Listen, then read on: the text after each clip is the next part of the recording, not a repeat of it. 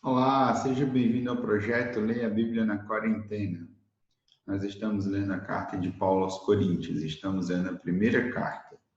E Paulo, nessa carta, está trazendo várias recomendações à igreja da cidade de Corinto. São muitos os assuntos que Paulo está tratando. Hoje nós vamos ler o capítulo de número 7. Nesse capítulo, Paulo fala sobre casamento, sobre ser solteiro, o que fazer se você é solteiro e deseja se casar, e você que é casado ou casada e o seu esposo ou esposa não é crente. Tem muita coisa para a gente ler aqui, por isso nós vamos direto ao texto. São 30 e, deixa eu só verificar aqui, 30, são 40 versículos. Nós vamos fazer a leitura inteira do capítulo, tá? Então, eu quero te convidar, porque esse é um projeto de leitura bíblica compartilhada. Você precisa abrir sua Bíblia e você precisa ler comigo. Faça isso se você está num tempo livre, num tempo bom do seu dia, tá bom? Se agora não é um tempo legal, então deixa para depois. Pode ser pela manhã, pode ser à noite, mas a ideia é que eu te ajude a entender o texto bíblico. Vamos iniciar? 1 Coríntios, capítulo 7, versículo de número 1. Eu estou usando a nova versão transformadora, tá? E aí você pode me acompanhar nessa versão ou você pode utilizar uma outra versão, tá bom? Então, diz assim a palavra de Deus. Agora, quanto às perguntas que vocês me fizeram em sua carta, digo que é bom que o homem não toque em mulher. Mas, uma vez que há tanta imoralidade sexual, cada homem deve ter sua própria esposa e cada mulher seu próprio marido. Parei aqui no versículo 2 para relembrar você da realidade da igreja de Corinto, na verdade, da cidade de Corinto. Nós estamos até com um fundo aí de um templo grego e eu queria te ajudar a pensar que nessa época em que Paulo escreveu, Corinto era uma cidade portuária com uma atividade comercial muito efervescente e isso trazia algumas consequências. Uma delas era a prostituição, que não era só devido a esse comércio, mas também à própria religião. Em Corinto havia as sacerdotisas, que eram sacerdotisas sexuais. Existiam deuses que você, para adorá-los, você precisava deitar-se com as sacerdotisas. E isso gerava um comércio em torno da prostituição. Por isso que esse é um assunto muito recorrente na carta aos Coríntios e não é tanto em outras cartas. É dado a realidade de cada cidade, de cada ambiente, de cada igreja. Vamos continuar? Versículo 3. O marido deve satisfazer as necessidades conjugais de sua esposa, e a esposa deve fazer o mesmo por seu marido. A esposa não tem autoridade sobre seu corpo, mas sim o marido. Da mesma forma, não é o marido que tem autoridade sobre seu corpo, mas sim a esposa. Não privem um ao outro de terem relações, a menos que ambos concordem em abster-se da intimidade sexual por certo tempo, a fim de se dedicarem de modo mais pleno à oração. Depois disso, unam-se novamente, para que Satanás não os tente por causa da sua falta de domínio próprio. Digo isso como concessão e não como mandamento. Gostaria que todos fossem como eu, mas cada um tem seu próprio dom, concedido por Deus. Um tem este tipo de dom, o outro aquele. Você viu que Paulo começou a falar sobre imoralidade sexual. Nesses versículos, até o versículo 7, ele falou sobre como um esposo deve se comportar em seu casamento. E agora ele continua. Portanto, digo aos solteiros e às viúvas, é melhor que permaneçam como eu. Mas, se não conseguirem se controlar, devem se casar. É melhor se casar do que arder em desejo. Paulo já esclarece que a sua condição era uma condição de uma pessoa não casada.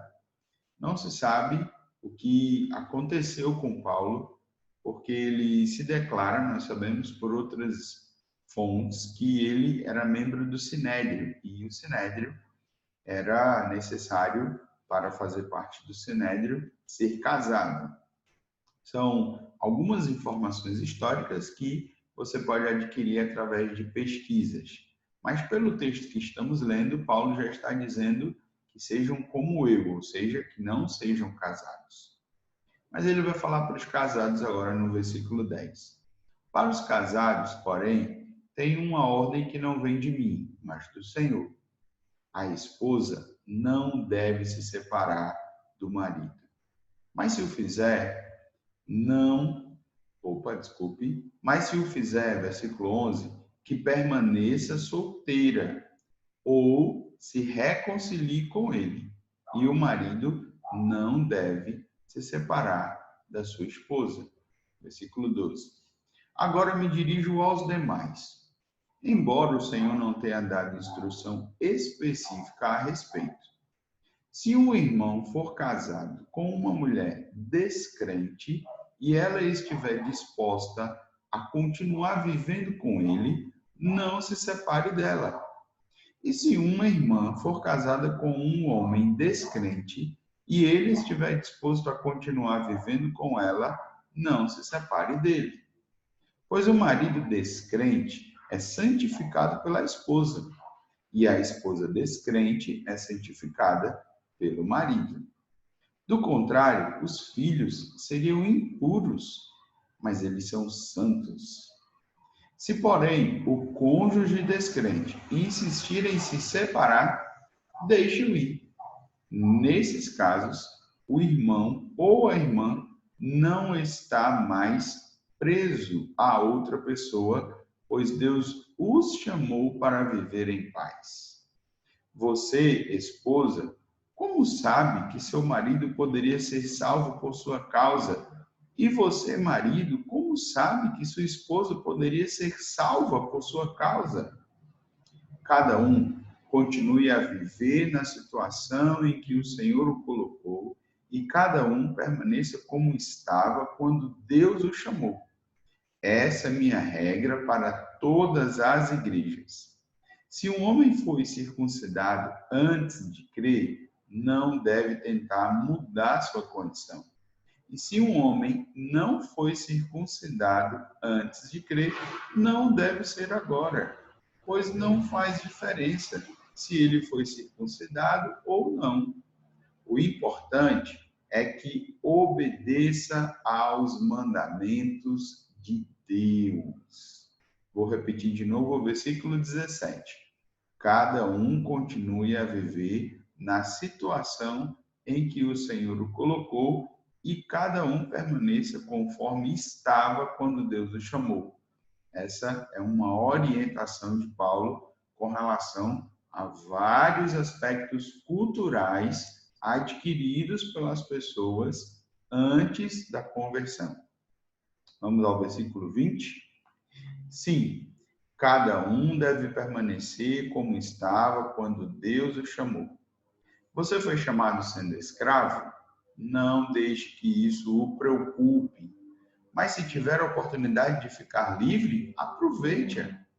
E se você era escravo quando o Senhor o chamou, agora é livre no Senhor.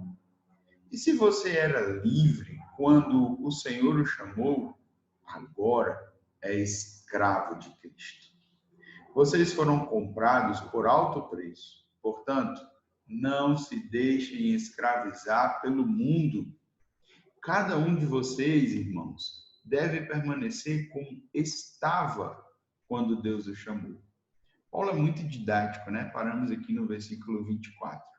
esse texto não carece de explicação. Ele coloca o princípio e dá os exemplos e nos ensina o que ele realmente quer dizer. Vamos ao versículo 25.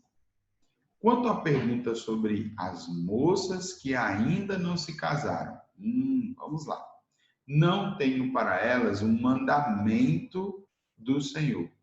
Em sua misericórdia, porém, o Senhor me deu sabedoria confiável, e eu a compartilharei com vocês. Tendo em vista as dificuldades de nosso tempo, olha que interessante, Paulo está sendo muito objetivo.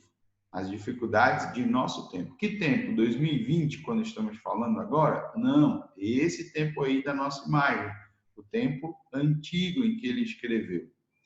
Creio que é melhor que permaneçam como estão. Se você já tem esposa, não procure se separar. Se não tem esposa, não procure se casar.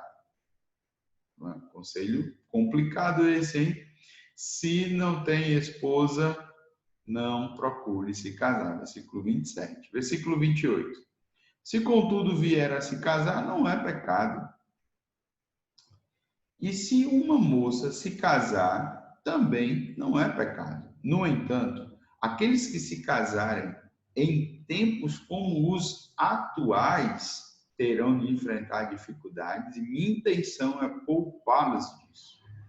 Versículo 29. Irmãos, isto é o que quero dizer. O tempo que resta é muito curto. Portanto, de agora em diante, aqueles que têm esposa devem agir como se não fossem casados. Aqueles que choram, que se alegram ou que compram coisas não devem se entregar totalmente à tristeza, à alegria ou aos bens. Aqueles que usam as coisas deste mundo não devem se apegar a elas, pois este mundo, como conhecemos, logo passará. Versículo 32. Quero que estejam livres das preocupações desta vida. O homem que não é casado tem mais tempo para se dedicar à obra do Senhor e pensar em como agradá-lo. Mas o homem casado precisa pensar em suas responsabilidades neste mundo e em como agradar sua esposa. Seus interesses estão divididos. Da mesma forma, a mulher que não é casada ou que nunca se casou pode se dedicar ao Senhor e ser santa de corpo e espírito. Mas a mulher casada precisa pensar em suas responsabilidades aqui na terra e em como agradar seu marido. Digo isso para o seu bem e não para lhes impor restrições.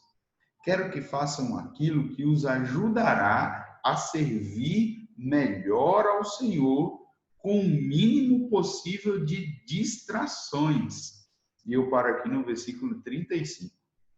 Quem está escrevendo essa carta é o apóstolo Paulo, alguém que pulsava em seu coração proclamar o evangelho, que entregou a sua vida a Cristo e que vivia a missão de espalhar as boas novas pelo mundo com tanto ardor, com tanta empolgação, que ele é capaz de aconselhar: não se case, porque isso pode atrapalhar a sua missão. Vamos para o versículo 36. Se, contudo, um homem acredita que está tratando sua noiva de forma inapropriada e que seus impulsos vão além de suas forças, que se case com ela, como é desejo dele. Não é pecado.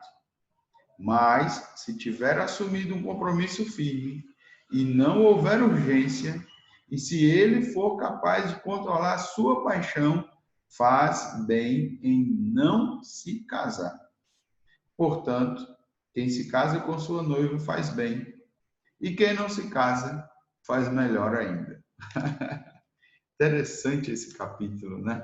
Paulo coloca essas coisas do casamento de forma junta do ministério. E ele está escrevendo para toda uma igreja. Geralmente, alguém iria pensar em ministério numa pessoa que se diz vocacionada, que quer ir ao seminário e tudo mais. Mas Paulo está tratando desse assunto para toda a igreja. Vamos ver como ele encerra esse capítulo no versículo 39. A esposa está ligada ao marido, enquanto ele viver. Se o marido morrer, ela está livre para se casar com quem quiser, desde que seja um irmão no Senhor. Em minha opinião, porém, seria melhor que ela não se casasse novamente, e creio que ao dizer isso, lhe dou o conselho do Espírito de Deus. Paulo parece aqui que não era muito a favor do casamento. Mas estamos lendo aqui a Bíblia Sagrada, estamos nesse projeto de leitura bíblica. Lemos hoje 1 Coríntios capítulo 7. Algumas companhias aqui inesperadas, mas eu espero que você tenha compreendido o texto bíblico. No próximo encontro vamos continuar e vamos ver o que Paulo diz sobre o assunto comida sacrificada a ídolos. Até o nosso próximo encontro. Esse é o projeto Leia a Bíblia na Quarentena.